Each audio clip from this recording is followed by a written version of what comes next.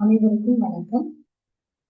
10 கல்லூரிகள், 10 பேராசிரியர்கள், 10 சிறப்புரைகள் என்ற உலக சாதனை தொடர் முயற்சியில் 2வது உரையாளராக ராணிமேரி கல்லூரியின் முனைவர் பட்ட ஆய்வாளர் திருமதி அனிதா அவர்கள் அனுபவத்தின் முரண்பாடு என்ற தலைப்பில் உரையாற்றினார்கள்.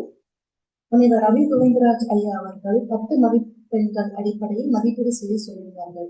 அந்த 10 மதிப்பெண்களுக்கான 10 நிலைகளாக நான் எடுத்துக்கொண்டது, முதலாவதாக விஷுவல் பேக்ரவுண்ட், அது மெய்நிகர் பின்புலம், நேர மேலாண்மை, தெளிவான உச்சரிப்பு, உடல் மொழி, குரலில் ஏற்ற இறக்கம், கண் தொடர்பு, கொடுக்கப்பட்டிருக்கும் உரையிலிருந்து விலகாமல் இருத்தல், பிறர் பேசும் பொழுது கவனித்தல், தங்களின் பேசும் தலைப்பு, கருவிகளை சரியாக பயன்படுத்தும் முறை. இதில் அம்மா அவர்கள் விஷுவல் பேக்ரவுண்ட், அதாவது மெய்நிகர் பின்புலம், அதை அவங்க பயன்படுத்த தவறிட்டாங்க. அதனால அதுல மதிப்பெண்கள் இழக்கிறாங்க. 2வது நேர மேலாண்மை, நேர மேலாண்மை கரெக்டா கடைபிடிச்சாங்க. இந்த 3வது தெளிவான உச்சரிப்பும் அவர்களிடம் இருந்தது. அதற்கு முழு மதிப்பெண்கள் பெறுகிறார்கள்.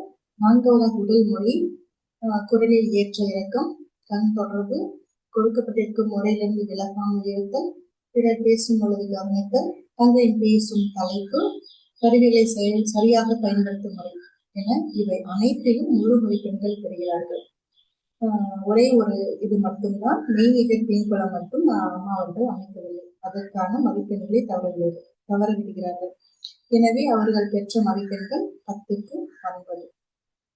இந்த பின்னூட்டத்தினை எனக்கு அளிக்க வாய்ப்பளித்த கட்டார் ஆம்பல் தமிழ்ச்சங்க நிறுவனர் ரவி கோவிந்தராஜ் ஐயா அவர்களுக்கு எனது மனமான நன்றியை தெரிவித்துள்ளேன்.